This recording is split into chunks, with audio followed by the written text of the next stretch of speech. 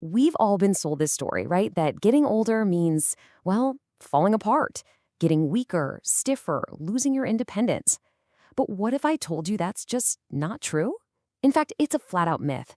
And today, we're going to talk about 5 science backed movements that can actually help you turn back the clock. I mean, really think about that for a second. It's a real fear, isn't it? You see it happen. The idea that every birthday means you're losing a tiny piece of your freedom, a little bit of your strength, until one day you're not really in the driver's seat of your own life anymore. It's a scary thought. But what if that whole story we tell ourselves is completely wrong? Yeah, that's a lie. It absolutely does not have to be that way. Look, this idea that we're all just doomed to decline, it's honestly one of the biggest, most damaging myths out there when it comes to our health. We've seen it firsthand with thousands of people who've totally flipped the script. And guess what? The science is right there with them. So here's the real kicker. The thing that's actually causing the problem isn't the number of candles on your birthday cake. It's inactivity. It's the old use it or lose it principle, and it is brutally true. Your body isn't breaking down from age, it's rusting from disuse. But here's the amazing part, the good news. Your body is a miracle of adaptation. It's designed to rebuild at any age. All right, so let's jump right in. First up, we're tackling the upper body. Your grip, your spine, your shoulders. We're going to start reclaiming that power and undoing all those years of, being hunched over a desk. Okay, so our first movement is hanging. And this is so cool. It decompresses your spine. It rebuilds your shoulders. But the biggest thing, it trains your grip strength. And get this, grip strength is a major scientific biomarker for how long you're going to live. We're not just talking about opening a pickle jar here. We're talking about research that shows weak grip strength is one of the strongest predictors of dying early. So when you hang, you are literally physically gripping onto more life. And look, I know what you might be thinking. I can't do a pull-up. You don't have to. Anyone can start this. Seriously, you can just put a chair underneath you and let it support most of your weight. The point is just to feel that gentle stretch, that decompression. No pull-up bar? No problem. Use a strong tree branch, a piece of playground equipment. It's all about just adding up those seconds throughout the day. This is what it's all about. Take Chris, she's 61. She started out only being able to hang for like 2 seconds with her feet on a chair, but she just kept at it. A few weeks later, she's hanging for 30 seconds, no assistance. She told us, I hadn't felt my shoulders this free in decades. How amazing is that? It's about getting that freedom back, that joy in just moving. So that's your first takeaway. Simple, right? Hang every day. Decompress your spine, sure, but more importantly, you're literally building a stronger grip on life itself. Okay, next up, let's talk about the absolute foundation of your independence. And it all comes down to one thing, owning the floor. Your ability to get down to it and get back up again is everything. So movement number 2 is the deep squat. And I want you to reframe how you think about this. This isn't some crazy gym exercise. This is the original human resting position. Before we had couches and chairs, this is how we chilled out. It's how our bodies are designed to rest. When you lose this, you start losing a fundamental piece of what it means to be a mobile human.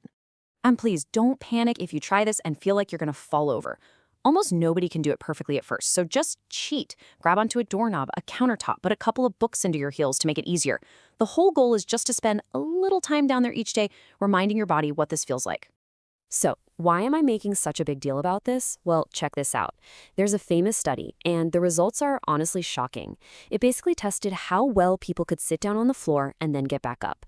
The people who had the most trouble, they were 5 times more likely to die within the next 6 years. 5 times. This isn't about looking good at the gym. This is straight up about survival. And that actually leads us right into movement number 3, which is, well, it's the test itself, the sit to stand. Can you sit down on the floor, cross-legged or however, and then get back up to standing without using your hands, your knees, or your forearms for help? It sounds simple, but this one move is a profound test of your real-world strength and your independence. And this really boils it down, doesn't it? On one side, you have dependence, needing help, needing a chair, needing someone to give you a hand. On the other side, you have independence. The freedom to play with your grandkids on the floor, to get up if you stumble, to live life on your own terms. That's the line in the sand. We worked with a woman named Patricia in her 60s. Her goal was so simple, so pure. She just told us, I just want to stand up without using my hands. That was it. That was her mountain to climb. And you know what? After just 3 months of working on it, she did it. I wish you could see the look on someone's face when they achieve that. It's not just a physical win, it's like they've reclaimed a piece of their soul. Okay, so we've talked about strength. Now let's talk about building your armor. Because honestly, one of the biggest threats to your independence as you get older isn't just getting weaker, it's the catastrophic risk of a fall. So these next two movements are all about making you fall-proof. Movement number 4 is all about your hips. And no, this is not just about doing fancy yoga stretches. This is about survival. See, when your hips get stiff and locked up, your whole body has to compensate. Your walk gets weird, your balance goes out the window, and that's when falls happen. Freeing up your hips is like doing a critical safety check on your body. And if you think I'm being dramatic, just look at these numbers. For an older person, a hip fracture isn't just a broken bone. It can be a death sentence. Up to a third of seniors who fracture a hip die within a year. A third. That's why we call this anti-fall armor. It is that important. This brings us to our 5th and final movement, our last piece of armor, is isometrics. Fancy word, simple idea. It's just strength without movement. Think a wall sit or holding a plank. This isn't the strength that lifts things, it's the strength that holds things. It's the oh crap strength that instantly fires to catch you when you trip on a curb. It's your body's built-in anti-lock braking system. And like everything else, you can start so simple. Lean against a wall and slide down into a bit of a squat. Hold it for 20 seconds. Try a plank on your knees. Or hey, just try standing on one foot while you brush your teeth tonight. It's these little daily pokes at your stability that add up to create a body that's just solid. A body that's tough to knock down. Okay, let's wrap this all up. What we've gone through here, these aren't just 5 random exercises to check off a list. This is a totally different way of thinking about your body and about aging. It's the simple, powerful idea that movement is medicine. So here they are, your 5 human non-negotiables. Hang to grip more life, squat to stay human. Practice your sit to stand to stay independent. Free your hips to avoid disaster. And build stability to bulletproof your future. These are your birthrights. You can reclaim them, starting today. Think about it. This whole thing isn't about just slowing down the aging process. It's about reversing it. It's about doing what Chris did and feeling your shoulders move in a way they haven't in decades. It's about being like Patricia and reclaiming that power to just stand up on your own.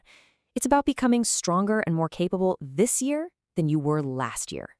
So I'll leave you with this one thought.